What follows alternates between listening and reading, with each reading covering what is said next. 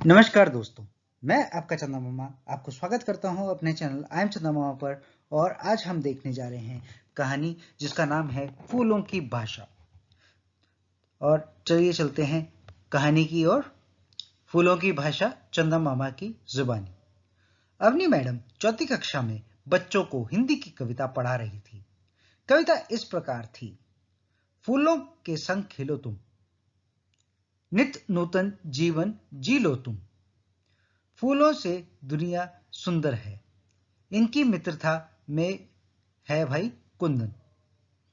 कविता सुनने के बाद डेविड बोला, मैम, फूलों के संग हम खेलते तो हैं, किंतु हम इनसे मित्रता कैसे कर सकते हैं? यह हमारी तरह ही ना ही बोल सकते हैं और ना ही देख सकते हैं। तभी एशनी बोला, मैम, फूलों के तो पैर भी नहीं होते, फिर भला वे हमारे साथ कैसे खेल सकते हैं?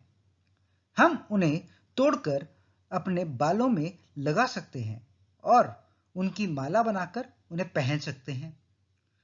कक्षा में फूलों के बारे में बोलते देखकर भला अंजुम चुप कैसे रहता? उसके पिता ने तो घर में ही पूरा का पूरा बगीचा लगाया हुआ था। वह बोला, मैम, मुझे तो फूलों से बहुत प्यार है। क्या ऐसा संभव नहीं है कि कोई ऐसा चमत्कार हो जाए जिससे फूलों के आंख, नाक, कान हो और वे हमसे बात करें? सबकी बातें सुनकर अवनी मुस्कुराने लगी और बोली, बच्चों, तुम अभी बहुत छोटे हो, इसलिए तुम्हें यह पता नहीं है कि फूलों में जान होती है। वे प्यार व स्पर्श की भाषा महसूस करते हैं। प्रकृति में उपस्थित हर वस्तु अपनी उपस्थिति का एहसास कराती है।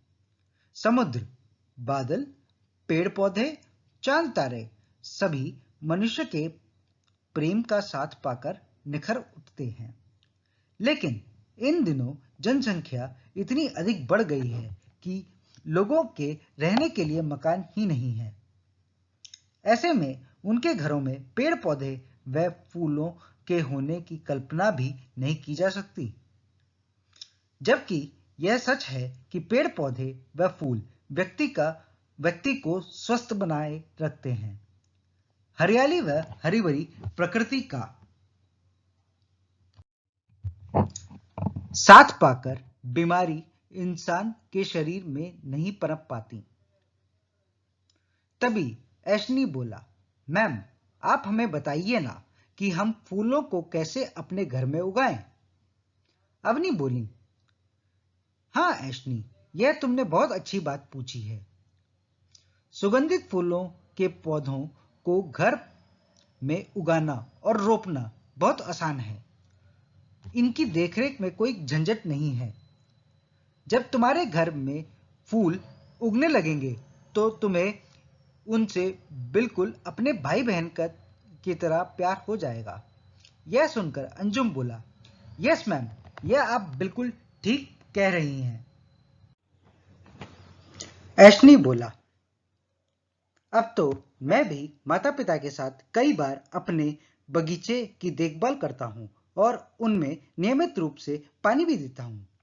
अवनी ने कहा, शाबाश। अब मैं तुम सबको बताती हूँ कि फूलों को कब उगा सकते हैं। जो फूल सर्दी में खिलने वाले होते हैं उनका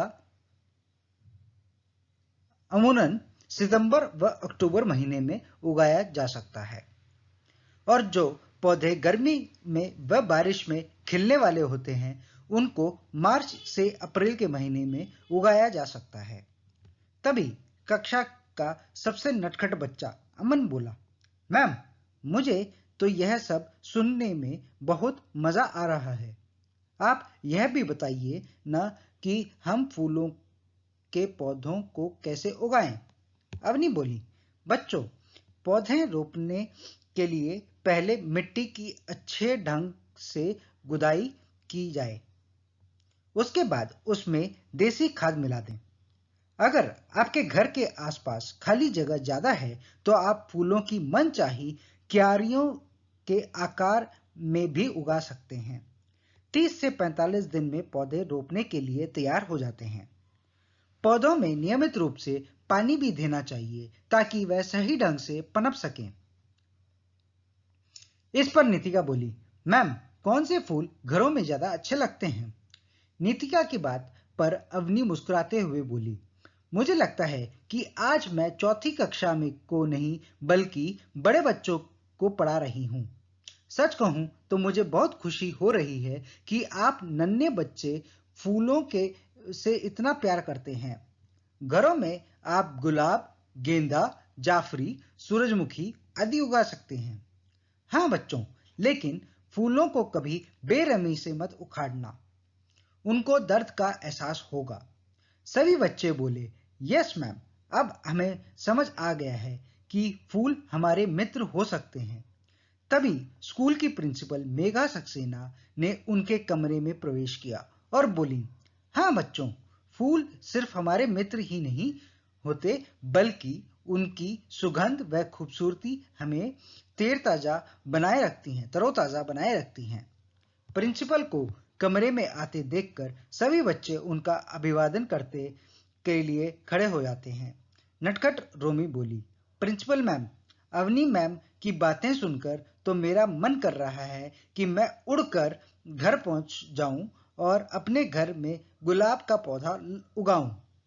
मुझे गुलाब का फूल बहुत पसंद है। उनकी बातें सुनकर पैरोडी करने वाली मंशा बोली, मैम, मैंने फूल के बारे में कुछ पंक्तियां लिखी हैं। फूलों से तुम प्रेम करो, मीठी यादों को फ्रेम करो, उगाए फूलों को चलो, जीवन में अब आगे बढ़ो। बहुत खूब। प्रिंसिपल मैडम ने मंशा की पीठ थपथपाई और प्रसन्न मन से कहा कि कक्षा से बाहर आ गई। कक्षा के सभी बच्चों फूलों की भाषा बोल रहे थे। तो दोस्तों, ये थी फूलों की भाषा की कहानी चंदा मामा की जुबानी। मिलते हैं नए वीडियो और नई कहानी के साथ। तब तक आपका चंदा मामा आपसे स्वागत लेता है। धन्यवाद।